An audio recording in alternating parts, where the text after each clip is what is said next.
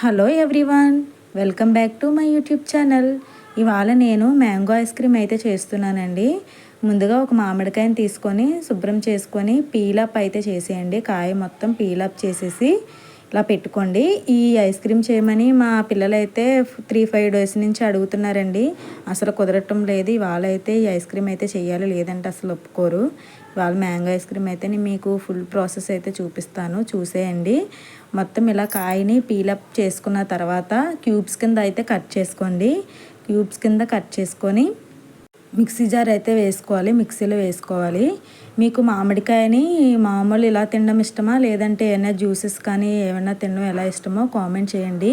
నాకైతే మామిడికాయ అయితే అసలు ఇష్టం ఉండదు, ఎప్పుడు కూడా తినను నేను. మామిడికాయ అంటే నాకు అసలు ఇష్టం ఉండదు. నాలా ఎవరైనా ఇష్టం లేని వాళ్ళు అయితే ఉంటారా, ఉంటే కామెంట్ చేసేసేయండి. ఇక్కడ నేను క్యూబ్స్గా కట్ చేసుకున్న దాన్ని మిక్సీ జార్లో అయితే వేసాను. కొంచెం షుగర్ను కూడా యాడ్ చేయండి. కొంచెం షుగర్ని యాడ్ చేశాను. యాడ్ చేసి మిక్సీ అయితే వేసుకుంటున్నాను. కొంచెం థిక్ కన్సిస్టెన్సీ వచ్చే వరకు మిక్సీ అయితే వేసుకోండి. ఇక్కడైతే నేను మిక్సీ అయితే వేసాను. జస్ట్ ఒక 1 minute అలా అయితే సరిపోతుంది. నెక్స్ట్ నేను ఇక్కడ ఫుల్ క్రీమ్ మిల్క్ అయితే వేసుకున్నాను. ఇవి గేదె పాలండి. క్రీమ్ ఉన్న పాలు మేగడ ఉంటుంది కదా, మేగడతో సహా వేసుకున్నాను నేను. ఇక్కడ చూడండి మొత్తం ఇలా వస్తుంది. చూడండి ఎంత క్రీమీ టెక్చర్ అయితే వచ్చిందో, చాలా బాగుంది కదా టెక్చర్. చూడండి చాలా బాగా వచ్చింది. ఇప్పుడు దీన్ని మనం ఐస్ క్రీమ్ మౌల్డ్స్లో వేసుకోవాలి. నేను చెప్పాను కదండి, ఇంతకుముందు మీషోలో తీసుకున్నాను ఐస్ క్రీమ్ మౌల్డ్స్. చాలా బాగున్నాయండి, క్వాలిటీ అయితే చాలా బాగున్నాయి. ఒకటైతే అప్పుడే మా పాద్ది ఎక్కడో పడిసేసాడు. 5 ఉంటే 5 వేసాను. ఇంకొకటి మాది ఐస్ క్రీమ్ది చిన్న బాక్స్ ఉంటే అందులో కూడా సరిపోకపోతే అందులో వేసాను. ఇప్పుడు మనం ఇందులో వేసుకోవాలి. వేసేసుకొని 8 hours పాటు డీప్ ఫ్రిడ్జ్లో పెట్టాలి. చూడండి ఐస్ క్రీమ్ బాక్స్లో కూడా వేసేసాను ఇంకా మిగిలితే. ఇప్పుడు మనం దీన్ని డీప్ ఫ్రిడ్జ్లో పెట్టేసుకుందాము. చాలా ఈజీ ప్రాసెస్ అయితే చూపిస్తున్నాను, చూసేయండి.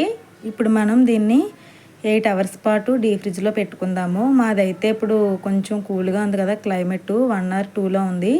నేను 5లోకి అయితే అడ్జస్ట్ చేసి పెట్టాను. 8 hours పాటు ఇలా ఉంచితే మన ఐస్ క్రీమ్ అయితే రెడీ అయిపోతుంది. ఇక్కడ చూసారు కదా ఐస్ క్రీమ్ అయితే రెడీ అయిపోయింది. ఇప్పుడు నేను దీన్ని పిల్లలకైతే ఇస్తాను. ముందుగా ఒక గ్లాస్లో నీళ్ళు అయితే తీసుకొని దానిలో డిప్ చేసి తీస్తే ఈజీగా వచ్చేస్తుంది మనకి. డిప్ చేయకుండా తీస్తే విరిగిపోయినట్టు వస్తాయి, అందుకని నేను వాటర్లో మిక్స్ చేసి అయితే చూపిస్తున్నాను. చూడండి ఐస్ క్రీమ్ అయితే ఎంత బాగా వచ్చిందో. ఇక్కడ మీకు చూపిస్తాను చూడండి, చాలా బాగా వచ్చింది ఐస్ క్రీమ్ అయితే. మా పిల్లలకైతే బాగా నచ్చింది. ఇలా బయట చేసి మనం కొని పెట్టే కంటే ఇంట్లో మనం చేసి పెట్టుకుంటే వాళ్ళకి బాగా నచ్చుతుంది. ఇక్కడ మా పాప మా మేనల్లుడు అయితే తింటున్నారండి. Thank you for watching. Bye bye.